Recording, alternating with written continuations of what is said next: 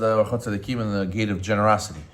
So he said how important it is to give tzedakah with a good face, right? Because you lose all the reward of the tzedakah if you give it with a bad face, right? With a sour face.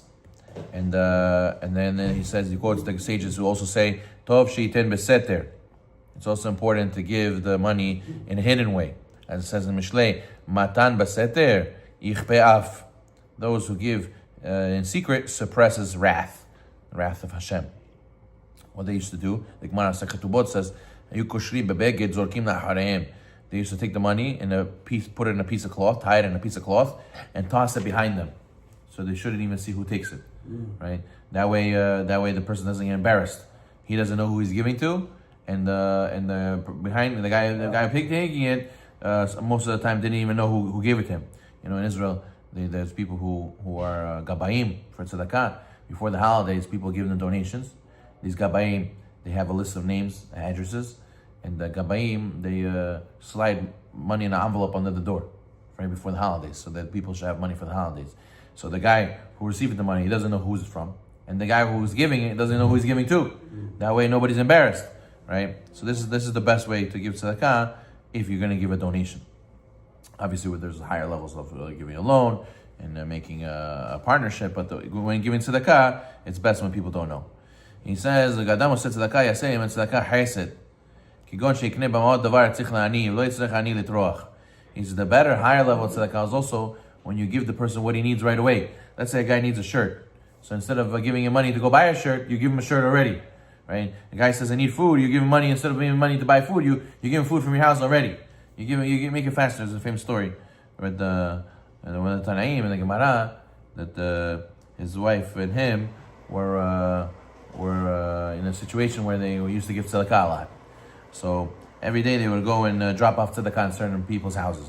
So one day the poor person, he wanted to know who's giving tzedakah all the time. And so it was Mar Ukva. So he goes and he waits in the door. Once the money goes through the mail slot, he's going to open the door and catch him. So he opens the door. Mar Ukva realized somebody's opened the door. He turned around so he shouldn't see him. And he started a wild goose chase. He starts chasing him. Who are you? Eventually, he got to his house, and the guy came to the house, and him and his wife went into the oven to hide. So then his feet started burning him, and his wife wasn't. So he asked her, "Well, why are your feet not burning? Why is mine?" They're having a conversation inside the oven, and she says to him, "Because you give tzedakah like that, just money. When they come to me, I give them food. So I give my tzedakah is higher than yours, so my feet are not burning." So you see that the zechut of the tzedakah, there's levels in the zechut of the tzedakah. He says,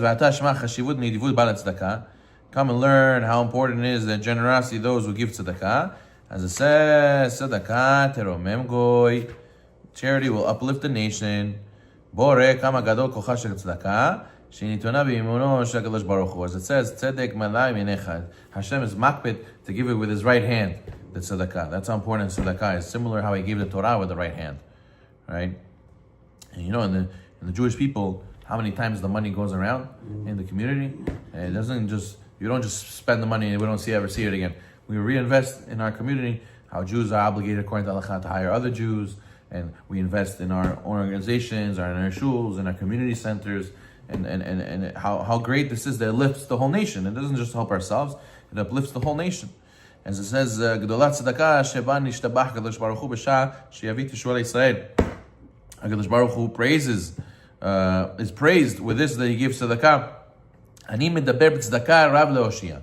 The pasuk in Yeshaya says, "I speak with tzedakah, abundantly able to save." We know that Hashem does tzedakah with all of us, and that's how He's going to redeem us. And we have to redeem ourselves. How do we redeem ourselves from exile? Through tzedakah, as the Rambam writes quotes the pasuk in Mishlei, which says, with Yeshaya, Tzion b'mishpat tipadeh v'shavia b'tzedakah. How will we redeem? Zion will be redeemed through justice, and those who return to it through tzedakah. And the Rambam says, we learn from here that the Jewish people only we redeem b'zchut the tzedakah. So we have to make sure that we're giving tzedakah properly, and that will bring the whole nation out of exile. And we know that it says in the pasuk, "Vei David oseh mishpat u'tzedakah lechol amo." David used to do justice and tzedakah. So you see how important it is to be proper, be justice, but also to give tzedakah, at the same time to be merciful. The Gemara says in the Beit HaMikdash time, they got the Beit HaMikdash destroyed, right? The Masechet Bava Metzia says everybody used to do din with each other. Everybody used to say, I'm going to sue you, it's my right, it's my obligation, I deserve it, I'm not going to go and share with you. Why? It's no. They used to take each other to court for every single little thing. But when a person has justice, that's true, but at the same time he also has tzedakah, so then Hashem will have tzedakah with us. The way we treat others is Hashem will be giving to us. If we give to others, Hashem will give to us. As it says, Sheba Atid HaKadosh Baruch Hu L'Shtabech B'Yom Adin, V'Yikba Hashem Tzavukot Mishpat V'Kadosh Nikdash B'Tzedakah. It says at the end of days, the greatest tzedakah through which Hashem is destined to be praised on the day of judgment. And it says Hashem will be exalted in justice, and Hashem sanctified tzedakah. Great is tzedakah that you send your money to Olam Haba. Your money stays here, but if you give tzedakah, you take your money to Olam Haba. It waits for you over there. Also, a person has to be generous for mitzvot. He has to be not willing to be cheap for mitzvot. How we know, the Gemara says that you have to pay up to a third for more than the regular price. But a person has to be willing to even pay up a third for hidur mitzvah. Look at Gamliel. Gamliel, the Gemara says, Kana etrog be'elef zuz. He was willing to buy a etrog for 1,000 zuz. So therefore, you should know that the hidur mitzvah is to beautify the mitzvah. But what if let's say all the etrogim are scarce, right? So they're all it's $1,000 each etrog. But if there are $100 etrogim and then there's hidur, there's more to make buy a more beautiful one. Okay, so you go up a little bit, go a third up to buy more beautiful. But what if all the standard ones are $1,000 because there's not so many of them? So you have to be willing to spend even for that, right? Today, no school tuition is going to be cheap. All of them more or less are expensive. Person has to be willing to pay that. Why? Because I'm not scared that I'm wasting money. I'm generous for the mitzvah. I realize that the mitzvah is gonna help me, and Hashem's gonna pay me back. Right? It's one of the things that the decree in Rosh Hashanah doesn't even include. This you spend tuition on your kids. That's from Hashem's bill. It's not from your bill. As it says, Ohon va'osher bebeitov tzedakah medilad. Wealth and riches are in his house. His charity endures forever. And he says a person has to be willing to lend. A person has to be willing to give out, lend his stuff to borrow to other people, to do chesed with his items. And if a person is measuring out or giving things to people, he should do it with a ayin yafa, not to be over exact, right? A person, can I get 1 cup? So how does he do? He takes out a measuring cup, he pours him exactly 1 cup here, 1 cup. No, give ayin yafa, let the person feel you care about him, you give him a little bit extra. The person must be generous and to understand the burden of the other person. The person has to be generous with Torah wisdom. He has to share, give chizuk.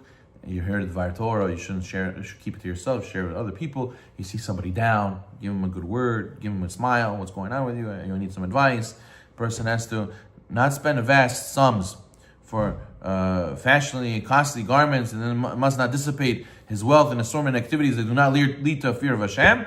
Rather, he should be generous for wisdom and look to always acquire wisdom and invest as much as he can to get more wisdom. And he says that Imre Emet, the Rabbi Agur, the story, discovered that one of his chassidim lost his tefillin. So the Rebbe gave the man the pair that he inherited from his father, the Sfat Emet. He gave him his father's tefillin. So the Rebbe was questioned, Rabbi, how can you give him such a precious, valuable tefillin inheritance? You give it away? He says, what do you mean? The Rambam says, when you feed the hungry, you got to give the best and the sweetest. When you clothe the naked, you give them the nicest clothing. Because the Torah says that all this belongs to Hashem. So therefore, I want to do the mitzvah. I have opportunity now to do mitzvah.